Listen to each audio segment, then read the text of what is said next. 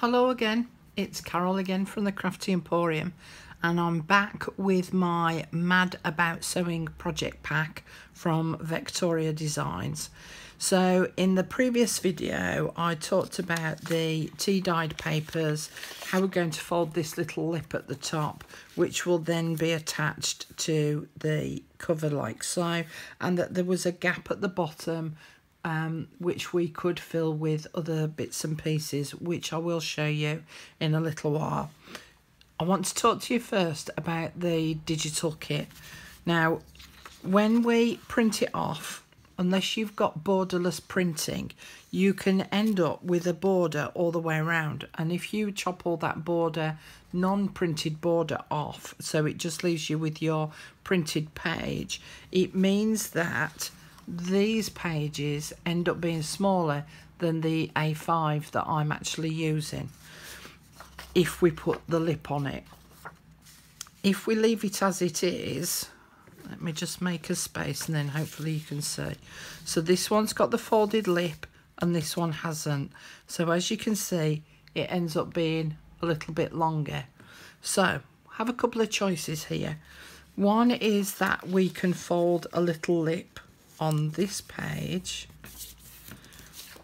and then attach it in the same way, and it now ends up being fractionally shorter. Okay, so either way, one's going to be longer, one's going to be shorter, because you can't do too small of a fold at the top, because otherwise it won't be secure enough to attach it to the rest of the journal. As I say, I don't mind having various size pages because I think it adds that little bit of extra interest.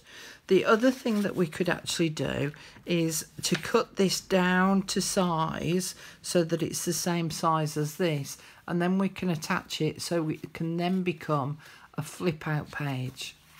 All right. The other thing, of course, then that you could do is cut it out so that it makes it into a pocket. So there's lots of considerations to take into account when you're using the digital kit, and exactly what you're going to do with it on the page that you've got in front of you. Now again, we've got a couple more options.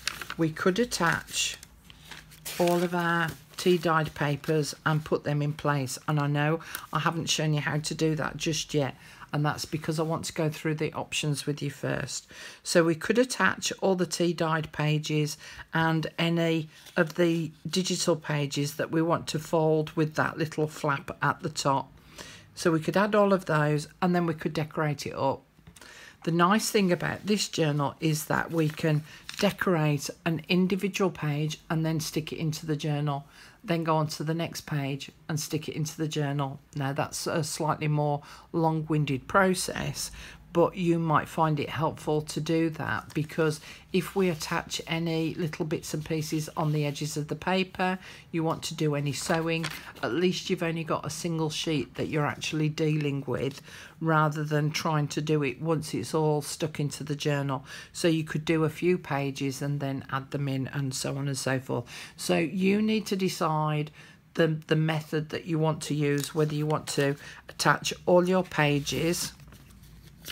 So if you decide to add some of the digital pages in the same way as you're going to attach these tea-dyed, then you can insert them where you want them to go, and then you can actually start to then glue your pages into your journal and then decorate up accordingly. So you need to make some choices. Now, the next thing that I want to talk about is the ends of the papers, because as I said in the previous video, when we look at that page sitting on that cover, we've got this big gap here at the bottom. So I'm going to cover a couple of options with you. Now, I've made the decision that I'm not going to attach any lace onto the bottom of the page because I don't want it bulky. I want to add little elements of lace on the pages as decoration as I'm going along. So I'm going to try and use flat things to add onto the pages, and I'm not going to do every single one. I'm only going to do a few. So like this one here, I've just got this punched border that I'd already got, and I'm going to glue it on so that there's half on the back and half on the front. Now I'm just going to measure the length, so I know that I want it to that length there. I'm going to open it up and put some glue on the inside edge, and then I'm going to sit this on here. Now when we attach the pages, they're going to be attached to the top up there, right? So they're not down there, they're going to be up there. So I can now see the kind of gap that I've got down here, so I can work out the positioning of where this is going to go, because I don't want it to extend beyond the cover itself. And so I can now square that up a bit. Just make sure that I've got it square. And as you can see, I've inked up the edges of the border edge as well, so that will sit on there like so. So that'll be one of my pages. The next one that I want to do, and I'm going to do a couple of pages with this, is one of the pages in the kit. Let's have it the right way around, Carol. Has got tape on it. So I'm going to use this one here. So I'm going to cut it out, and I'll see you back here in a minute, and I'll show you what it looks like when I've attached it to the page. So I cut out some of my tape measures, and I inked the edges up with walnut stain, and then I've glued them into position. The other thing that I've done is I've put 3 plain pages in between each of the tape measures, 3 or 4 pages in between each of the tape measures, so that it allows me then to sort of see whether I've overdone it with the tape measures or not quite enough. But then the other pages I can decorate with other things. Now, one of the things that there is on the tape measure page is this little tab embellishment, and I've got this really tiny little hole punch. So before I cut them out, I'm going to just punch that little hole out to make it a little bit more realistic, and then I'm going to cut those out, and on the odd one or two I'm just going to stick a couple, one on this side and one on the other side of the page, so then it will act as a little bit of a tab as well, so that you've got something to lift it up with. With this tape measure, I actually cut the 2 tape measures out and then folded the strip in half and attached it so that there's half on one page and half on the other page. Now, the other thing that I'm going to do is there's also a page of buttons. So I'm going to cut some of those out and add some of those onto the edges of the pages. And then there is also these pages. There's the other one. I was going to say, I thought it had hidden. And then there's these. So some of these, I'm actually going to cut some of these out and add these onto the bottom as well. This one is probably going to be too long, but I could add it onto the side of the page so that that then is partly sticking out. And then what I can do then is, if there's any bit sticking out beyond the edge of the page, then I can actually flip it over and I can put one of the tape measures on the back to cover up the blankness.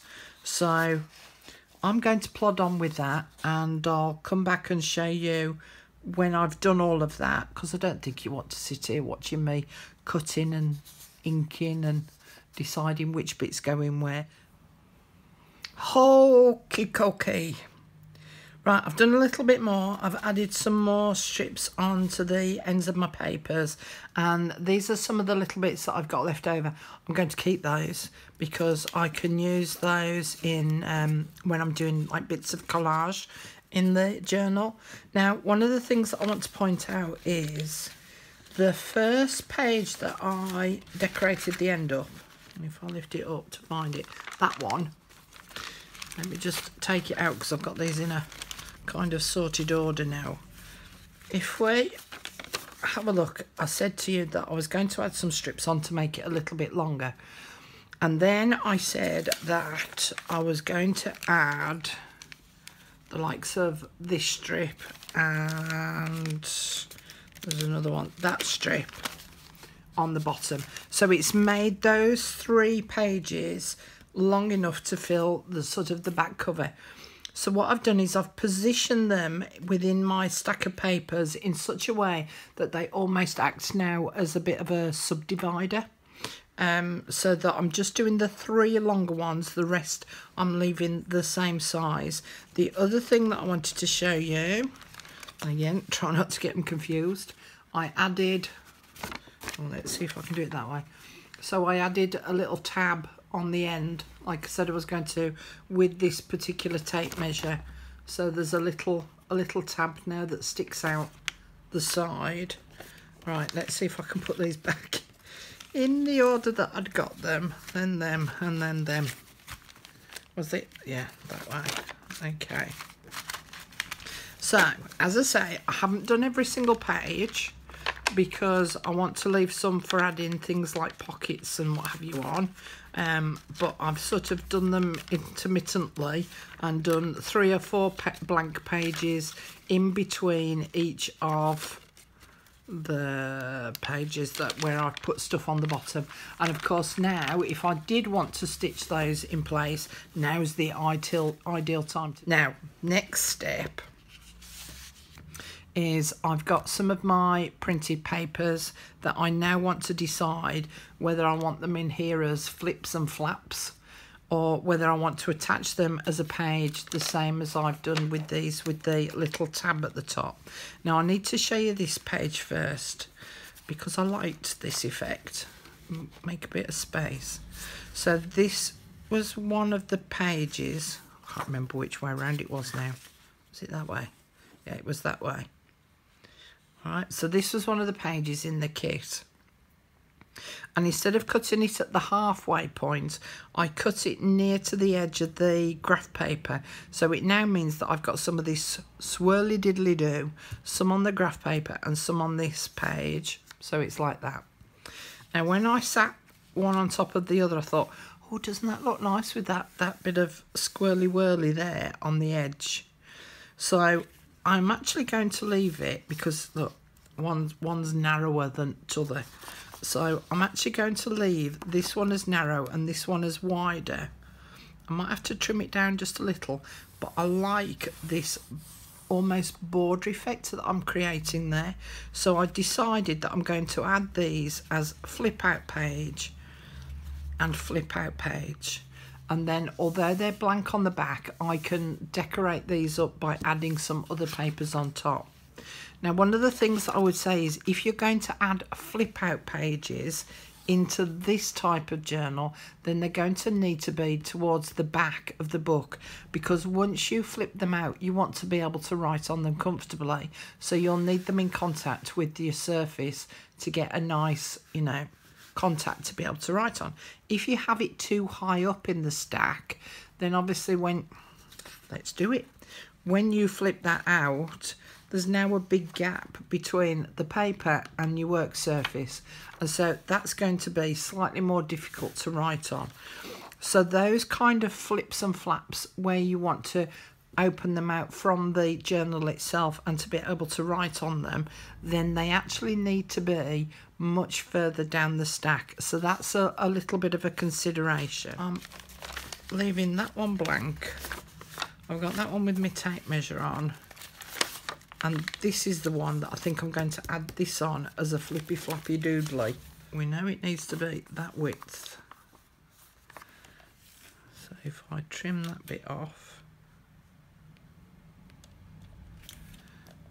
and then remove that bit.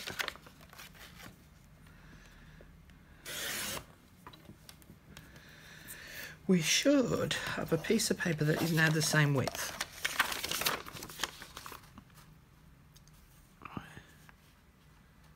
We do. Alright, I also need to chop some off the length. I want it off the bottom.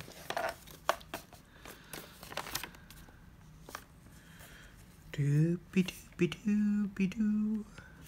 I want it freshly shorter than that because I don't want it catching at that hinge section at the top. do, if I do that and then remove that, it's all technical stuff, look, all technical. But these are the thought processes you have to go through. Alright, so this is now fractionally shorter than the page, so this top edge isn't going to get caught, fingers crossed, when we open it up. It's not going to get caught on the rest of the hinge system that we've used for the other pages. Okay, so basically this page is going to be glued to this page using that flap that we've created. All right, so that's going to have to glue onto there. So then when I lift that page up,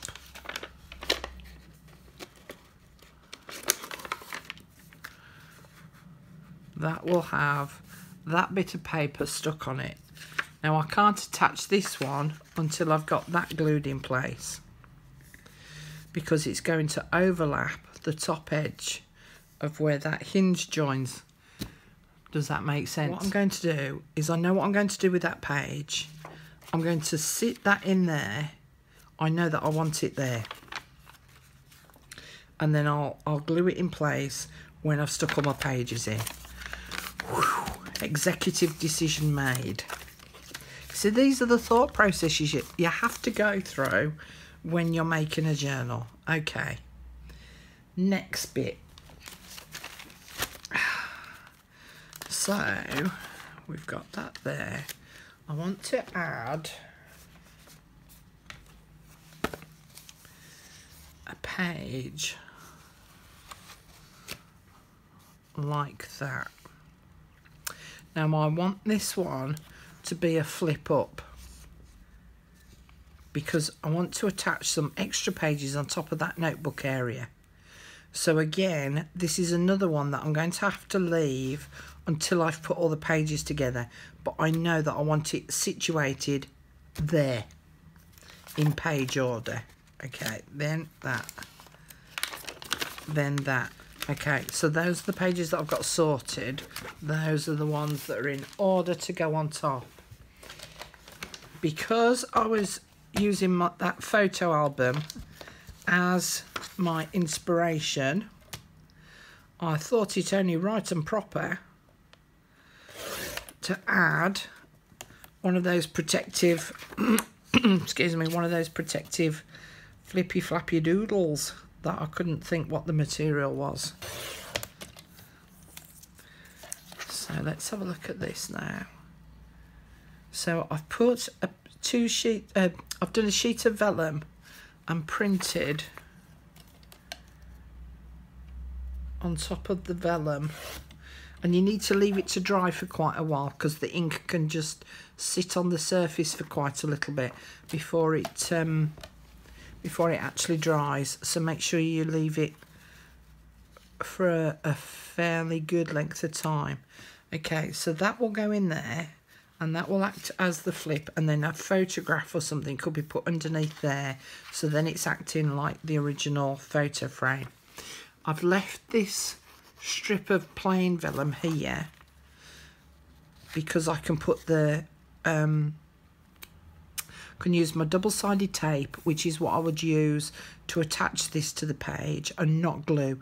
Glue will make it wrinkly, so I'll use my tape runner on the back of here, and then I could actually attach, you know, one of the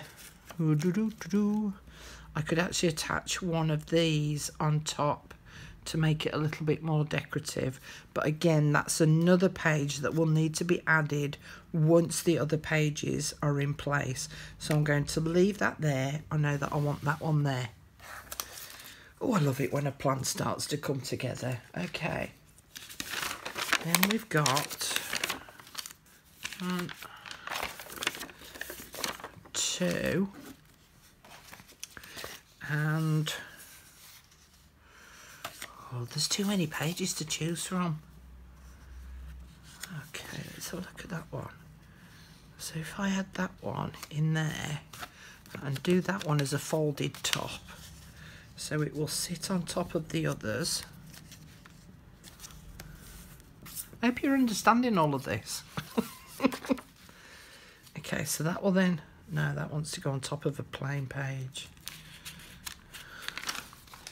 not on top of the tape measure. So plain page, that can sit on top of there, and then that will flip up that way. Okay, right. Next one. Oh. Okay, so plain page. What I'm going to do with this one is I'm going to make this one into a pocket. So although I've got it folded in half, I'm going to stitch around the 3 sides, and I'm going to leave the top edge open. But what I'll do, I need to cut it down to size so that it'll fit in. So what I'll do then is I'll attach that onto the side of the page, and then it will flip out so that we can write on here if we want to, or stick a photograph on there. You've still got this page to write on, and we've also got a pocket at the top. Something again that will need to be added once I start to put the pages together, so I know that I want that one there. Next one. So we've got another plain one, and then we've got this one, which is one of the long ones, so that will now act as a divider for that particular section of pages. Now we're going to have another plain one, and then I reckon that we have another page there. So if I again fold that top edge up, and then I can glue that in place the same as the rest of the pages, and then that's another flip up page. Then we're going to go plain page, and then I've printed out, put them to one side, another one of the vellum pages, and this time I've done it with the sewing machines on. And so I'm going to chop around the 3 sides,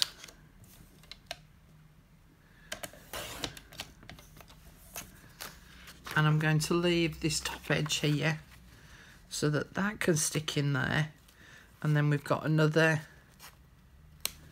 for doing that. That's another one of them. Let's find another. No, I'm going to leave those because I'm going to use those as pockets. So now I want to add one. Oh, you can see why it takes such a while to work out what pages you want to go where. Okay, so I'm going to do that one. No, I'm not. I'm going to do that one as, oh, look, I've already folded that. I'm going to do that one as a flip up. Then we're going to have another one, and then we're going to do this one as a flip out. So whereas before I chopped that edge, and that edge off, this time I'm going to do 1, 2 and 3, and I'm going to leave this so that this will act as the hinge bit, and then that can go there.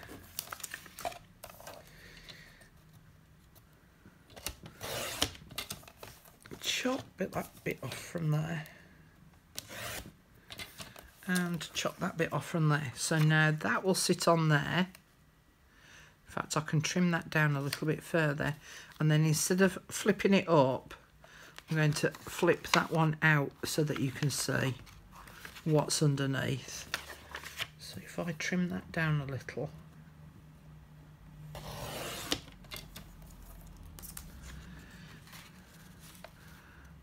and that sits nicely on that page, and then I've got my last 2 pages. Whew. Okay, I'm just going to sort myself out, tidy up. I'll see you back here in a second.